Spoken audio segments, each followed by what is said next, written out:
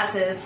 आज के क्लास में हम लोग पिछले चैप्टर को ही कंटिन्यू करेंगे। हमारा डिमांड चल रहा है, जैसा कि हम लोग स्टार्ट कर रहे हैं। अभी हम लोग इकोनॉमिक्स पढ़ रहे हैं, demand and law of demand chapter हमारा चल रहा है। तो उसी का एक और टॉपिक आज हम लोग आगे कंटिन्यू करेंगे। चलिए देखते हैं।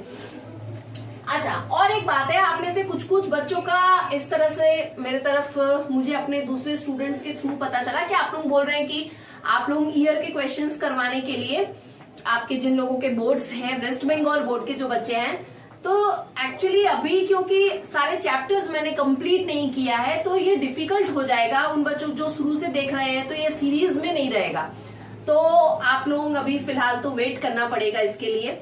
ठीक है, चलिए स्टार्ट करते हैं। देखिए, पहले आज का जो टॉपिक है, ये टॉपिक है हमारा exceptions to the law of demand. हम लोग लॉ ऑफ डिमांड में क्या पढ़े थे? हम लोग लॉ ऑफ डिमांड में पढ़े हैं when price increases demand falls and when price decreases demand increases and there is a direct inverse relationship between demand and price of the commodity. यही था हमारा लॉ ऑफ डिमांड कि जब भी किसी भी सामान का, किसी भी कमोडिटी का प्राइस बढ़ जाएगा, दाम बढ़ेगा, तो उसका डिमांड क्या हो जाएगा? कम हो जाएगा। और जब भी किसी भी सामान का दाम कमेगा तो उसका डिमांड बढ़ जाएगा। ठीक है, ये था हमारा लॉ ऑफ डिमांड। लेकिन क्या हर एक जगह ये फॉर्मूला काम आता है? हर एक जगह ये लॉ क्या एप्लीकेबल है? ऐसा हर केसेस में नहीं होता। कुछ ऐसे सिचुएशंस भी है जहां पर ये लॉ काम नहीं करता है, उसी को हम लोग कहते हैं exceptions to the law of demand. तो किसके सिचुएशंस में हमारा ये लॉ ऑफ डिमांड एप्लीकेबल नहीं है, वो ही हम लोग आज के इस टॉपिक में पढ़ेंगे। ठीक है, देखिए, आप लोग अभी देख रहे होंगे कि सामने एक ग्राफ बना हुआ है। ठीक है, इस ग्राफ में हम लोग वाई एक्सिस, ये हमारा वाई एक्सिस है, जो वर्टिकल लाइन है वाई एक्सिस है, ये हॉरिजॉन्टल लाइन जो है ये एक्स एक्सिस है। ठीक है, वाई एक्सिस में हमने क्या लिया है? वाई एक्सिस में हमने प्राइस लिया हुआ है। क्या लिए हमने? प्राइस। ओके, और एक्स एक्सिस में हमने क्या लिया है? क्वांटिटी। क्वांटिटी डिमांडेड, शॉर्ट में मैंने क्वांटिटी लिखा हुआ है। क्लियर? ये ग्राफ हमको क्या बता रहा है? देखिए, जब हमारा प्राइस P0 है, ये वाला पॉइंट जो है ना, ये है P0, देख रहे होंगे आप। तो ये हमारा P0 पॉइंट है। क्या है? P0। तो जब हमारा प्राइस P0 है, हमारा क्वांटिटी डिमांड Q0 है। ठीक, लेकिन जब प्राइस हमारा यहां से इतना था, डिमांड हमारा इतना था। जब ये प्राइस हमारा यहां से बढ़कर यहां चला गया, मतलब जब हमारा प्राइस इतना हो गया, तो हमारा क्वांटिटी डिमांड भी इतना से बढ़ के इतना हो गया। हम लोग यहाँ पे क्या देख रहे हैं कि जब हमारा प्राइस इंक्रीज हो रहा है, हमारा क्वांटिटी डिमांड भी Q0 से Q1 हो जा रहा है। तो जब प्राइस 0 है, क्वांटिटी डिमांड Q0 है। जब प्राइस P1 हो जा रहा है, क्वांटिटी डिमांड भी Q1 हो जा रहा है। ठीक है, तो जब हम P0 है, Q0 मिलाएंगे। जब प्राइस बढ़ गया, क्वांटिटी डिमांड भी बढ़ गया। तो इन दोनों पॉइंट को जब हम मिलाएंगे तो हमारा एक डिमांड कर्व बनेगा। बोर्ड पे थोड़ा बनाने में दिक्कत हो सकता है, आप कॉपी में बनाएंगे तो और बेटर तरीके से ये डिमांड कर्व बनेगा। तो ये हमारा ये कर्व बनेगा, और ये कैसे बनेगा? ये हमारा ये ऊपर की तरफ जाएगा। हम दोनों पॉइंट को मिलाते हुए लेके जाएंगे तो ये ऐसे नीचे से ऐसे ऊपर की तरफ जाएगा। ठीक है, और ये जो हमारा ये जो लाइन है, जो डिमांड कर्व है, ये कैसा कर्व है? ये पॉजिटिव स्लोपिंग कर्व है। कैसा है? पॉजिटिव स्लोपिंग है। ये पॉजिटिव स्लोपिंग है। लॉ ऑफ डिमांड में हमने क्या पढ़ा था? उसमें लाइन कैसे आ रहे थे? उसमें लाइन ऐसे जा रहा था, नीचे की तरफ, ऊपर से नीचे की तरफ, वो डाउनवर्ड स्लोपिंग था। ठीक है, और जहां पर वो लॉ ऑफ डिमांड एप्लीकेबल नहीं है, एक्सेप्शंस है हमारा, वहां पे डिमांड कर्व हमारा कैसा जाएगा? नीचे से ऊपर की तरफ। मतलब उस केस में हमारा लॉ डिमांड कर्व कैसे बनेगा? पॉजिटिव स्लोपिंग हो जाएगा। क्या होगा? Positive sloping. अब ये क्यों ऐसा हो रहा है, इसके पीछे का पूरा रीजन कॉन्सेप्ट अपने पॉइंट वाइज पढ़ेंगे, ठीक है।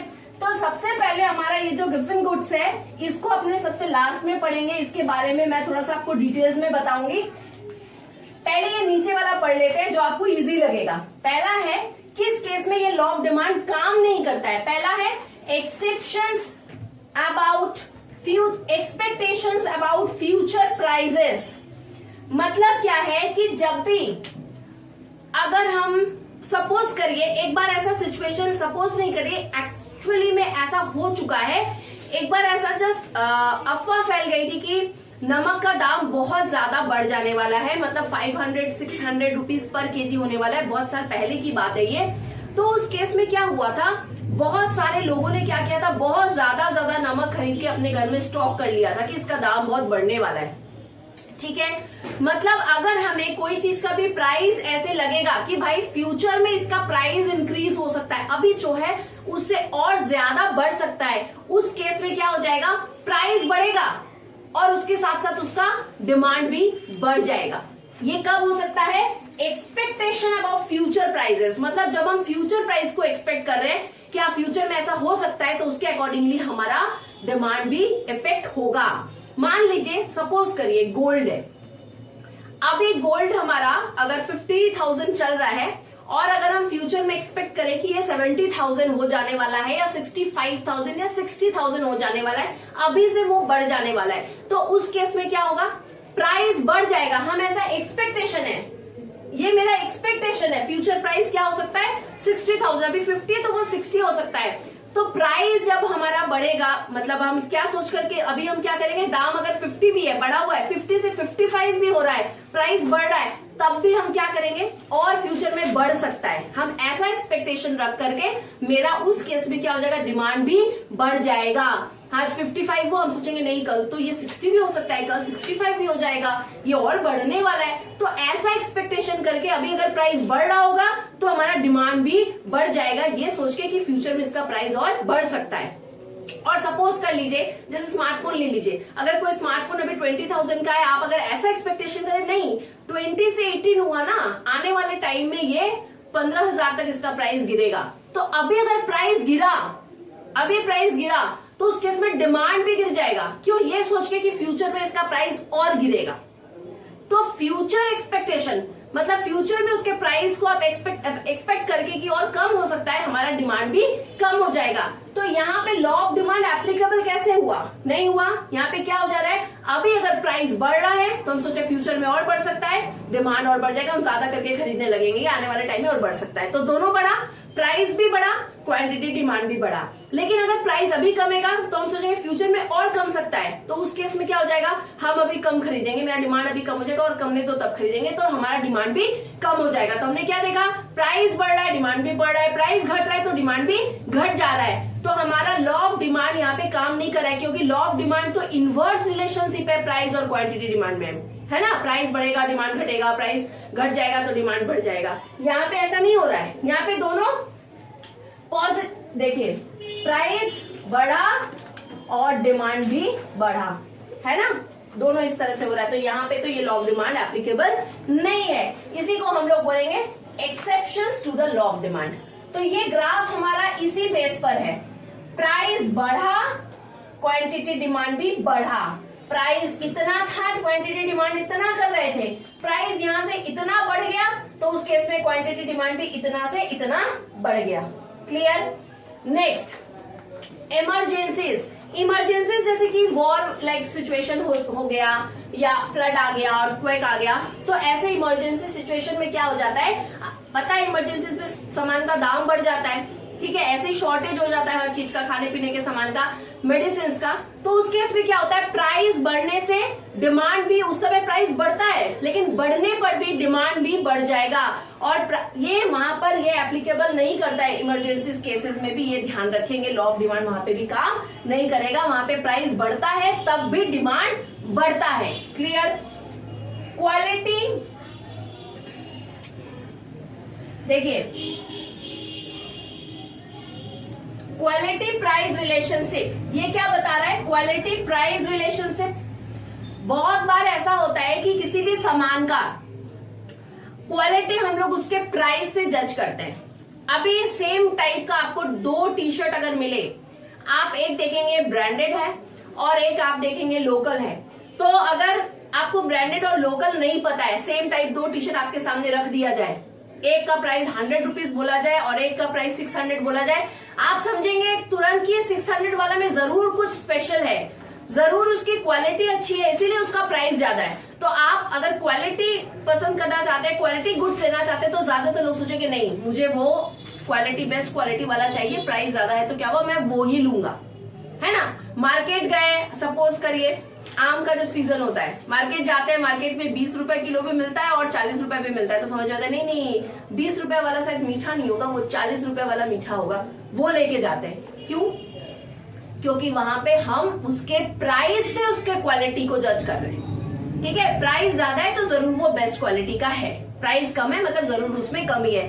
तो उस केस में क्या होता है, प्राइस ज्यादा होने से भी डिमांड ज्यादा होगा, और जब प्राइस कम होता है तो भी क्या हो जाता है, डिमांड कम होता है। ऐसा बहुत सारे कंज्यूमर्स के केसेस में ये मतलब वो लॉ ऑफ डिमांड एप्लीकेबल नहीं है, क्योंकि बहुत सारे कंज्यूमर्स इस तरह के थॉट से काम करते हैं। वो ऐसा ही सोचते हैं अगर दाम ज्यादा है तो क्वालिटी अच्छा होगा, डिमांड बढ़ जाएगा, और अगर दाम कम होता है तो वो नहीं लेना चाहते, उनके अकॉर्डिंगली उसका क्वालिटी खराब है तो उसके इसमें डिमांड कम हो जाता है। तो यहाँ पे भी हमारा लॉ ऑफ डिमांड इस तरह के सिचुएशंस में भी काम नहीं करता है। तो हमने ये तीनों पॉइंट समझे। तीनों पॉइंट में हमने क्या देखा कि प्राइस बढ़ रहा है तो डिमांड भी बढ़ रहा है, ये हम लोग इस ग्राफ से समझ रहे हैं। P0 था, Q0 क्वांटिटी डिमांडेड था, प्राइस बढ़ा, डिमांड भी बढ़ा। जब हम इससे इसको मिलाएंगे और इससे इसको मिलाएंगे तो हमको एक कर्व मिलेगा, दैट इज DD, ये हमारा डिमांड कर्व है, और इसे हम नीचे से ऐसे मिलाते हुए ऊपर लेके जाएंगे, इसीलिए ये पॉजिटिव स्लोपिंग डिमांड कर्व है। क्लियर हो गया यहां तक? अब लास्ट पॉइंट देखिए, गिवन गुड्स क्या होता है, पहले हम लोग इसके बारे में जान लेते हैं।